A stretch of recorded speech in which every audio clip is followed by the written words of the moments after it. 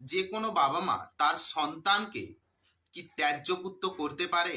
সেই সন্তান কি পরবর্তীকালে সম্পত্তির অধিকার পেতে পারে? এই ত্যায্য পুত্র বা ত্যায্য কন্যা এটা কি আইনত বৈধ?